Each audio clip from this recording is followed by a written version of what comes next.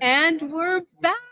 I just finished watching the first movie of the entire festival. We have 3 films tonight for the opening film series, and it was so good. It was so good. They are back there signing autographs and taking pictures and taking more audience questions. I'm actually going to sit down with the writer, director, producer, and the lead actor later on tonight to speak a little bit about the film. But now I am joined by 2 very special guests, Steve Petersen, and Arami, writer, director, producer of Viva, and lead actress of the Viva short film that is screening later on tonight. Welcome to Yucca Valley, guys. Thank you. Thank you.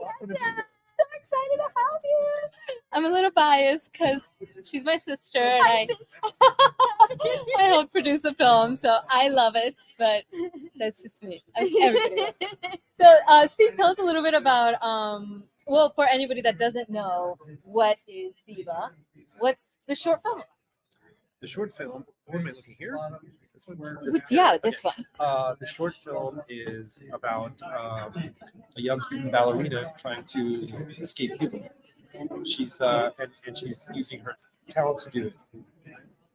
So the point of the film is to basically just raise awareness of what is kind of the truth and the hardships of life in Cuba, people have there, and it's intended to be a proof of concept for a feature. I love it. And what was your inspiration? Like, why Viva? Well, I have a unique background. I'm Cuban American. My mom was born in Cuba, and I'm from Miami, Florida. So I spent a lot of time in Cuba, but I'm fortunate to live in this country, so I've been able to sort of see life on both sides. And because of my unique perspective, I thought that was, it was a special story to be able to tell. I'm privileged to be able to try to tell it. So that's how it came about. I love it. Arami, what was your experience, taking on this role of Lorena? It was a dream come true, especially because ballet was one of the first art forms that I did when I was really young. So as an actor, you always want to live truthfully and you want to use your experience, if you can, to be able to bring other characters to life. So it was really, really, really special to be able to do that, to be able to tap into the ballet roots. And having lived in Miami for over 15 years, we really knew the story of Cuba, like the entire story. And it was interesting because literally just this week, I went to Costco and they had these big TVs and they showed Cuba and La Habana. Kind of ironic. Color. Well, and that's when I realized that they're showing all this amazingness of Cuba when there's more to that. So that's why we're here, and that's why when Steve shared with me the story that we very well know in Miami of the place of Cuba, how it really is outside of Havana, outside of that little strip, I thought it was very important for us to be able to share that to the world and have that opportunity. And what were some challenges you faced on that acting perspective? Definitely the accent. Okay.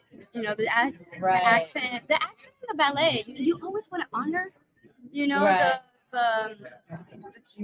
the character. You have to be authentic, to be able to represent and to believe in yourself. So of course I had the support of Steve, of my sister Chloe, of my parents, and then tapped into me, into that inner will that I can do it. And it's quite incredible how your body really can make it happen if you just let go and believe in yourself. We transported. It was incredible. So yeah, that was very exciting. So Steve, you both wrote it and directed it, so you have like kind of different hats, and they each come with their own struggles, obstacles, and pleasures and things. So from the writing perspective, because you initially started with the feature film, Right. and I think when you think about like just the idea of cutting back, it's like a lot. So going from a feature and taking this to a short film, how was kind of that process? Like, was it hard, or was it kind of like, no, writing the feature was the hardest part, so now I can just like trim it down, Yeah, it was.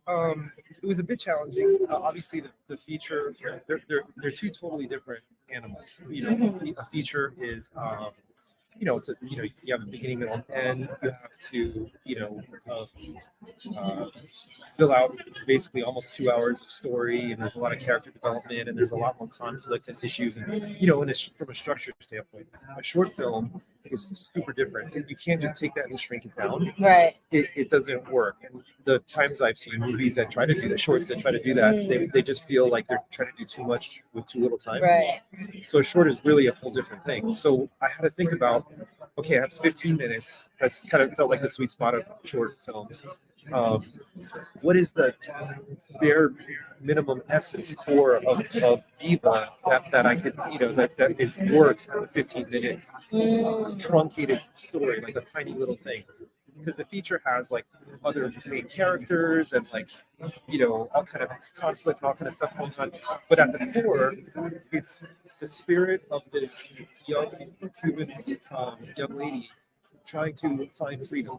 That's the heart of Viva, and I try to make that the heart of the short as well. So all the other sort of side characters and stuff ended up falling away, and then I just reworked it a little bit just so it was more focused on that. That was, a bit of the story I could tell. I felt effectively in 15 minutes. Interesting. Do you find one more challenging than the other? Like, do you feel like writing a longer piece is a little more challenging, or does it feel like you have a little more liberty to kind of play the storyline, the characters? I think a short is far more challenging. Oh, wow. Writing wise than a feature. Wow. Yeah, because the feeling you still want to leave. I mean, at least from my perspective, you want to leave the audience with a feeling of satisfaction that they got an entire idea or a story or something at the end of a short. Beginning, middle, and end. Yeah, you don't have as much runway to try to do that in a short. When you only have 15 minutes, 20 minutes, however long the movies are. In a feature, you have a lot more, time to sort of develop ideas and build tension and like misdirect and all kind of other stuff. It's a lot harder, and it takes like an amazing actress, like this year. I can only say the team. To really I mean, to pull it off, because everything has to be so much more focused. Yeah. And of course, yeah, absolutely. And then on the directing side, you shot this in LA, you guys went to Dominican Republic. What were kind of like some of your highlights, like getting to like bring something that you wrote to life? Yeah, I mean, making a movie is just so hard. Yeah. Like I remember just being finally it was really challenging. We ended up shooting it in Dominican Republic for Cuba, because Cuba wouldn't let us shoot there because it's Cuba, which is the reason we're trying to tell the story about like the lack of freedom and human rights and everything else. Like Cuba's not the postcard that they present. So we couldn't shoot in Cuba. We tried Colombia. We had some issues there. Almost. We're like a week or two away, I think. oh my Right? God, we were gonna go there. Yeah, like tickets were being booked. It was like everything was ready, but just It fell through. production issues. Yeah. After doing like location scouts, Yeah. in Colombia already, Yeah. finding the places. Yeah, we found Cartagena. Actually, looks a lot like Cuba, parts of Cartagena outside of the walled city. And that was also challenging because you had gone to Cartagena like a couple of years ago. And Cartagena is just growing and changing. Yeah. So you went back a couple of years later and you're like, they painted the walls. Yeah. They renovated it. Yeah. This looks really nice. So then you had to like, Find new locations. that was so challenging. So challenging. And then then at the last second, just amazing, just stuff fell into place when it really felt like pushing this boulder up the hill was not going to happen. And the Dominican Republic came together, so we were able to use treated DR for Cuba. Had a great producer there, helped bring the local crew. Yeah. I was able to just bring Arami and my DP, Thomas Stanton, who's Amazing. I mean, Amazing. He's the other main character in the Yeah. film. Yeah. Is Yeah. Thomas. The team. So when we were there, we looked at each other and we're like, wow, what's happening? It's So happening. that was It happened. I love it. Well, Viva is playing tonight. It is the third film, the third of 3 opening films tonight. So we're about to start the second one. So guys, thank you so much for coming out to Yucca Valley, for having Viva here. So special. Thank you guys. I'm gonna pan over. So guys, remember this entire festival is free admission. So if you're in the area, you guys want to come by, we are here all weekend. There is a masterclass happening on Sunday with actress Rosanna, and it is free. You just have to RSVP on the website. But if you can't make it, I'm gonna be here all weekend doing these super exciting interviews. If you guys have comments, Judy, thank you so much for tuning in. Please be sure to leave your comments, whether on YouTube or Facebook, and we will feature them. But I think they're waiting on me to start the next film. And this last one was so good. I can't wait to talk to the filmmakers of that movie because I have so many questions. And I wish you were all here to see these movies, but hopefully I get to catch you in the rest of the weekend. But I will see you in about 30 minutes to an hour. See you soon.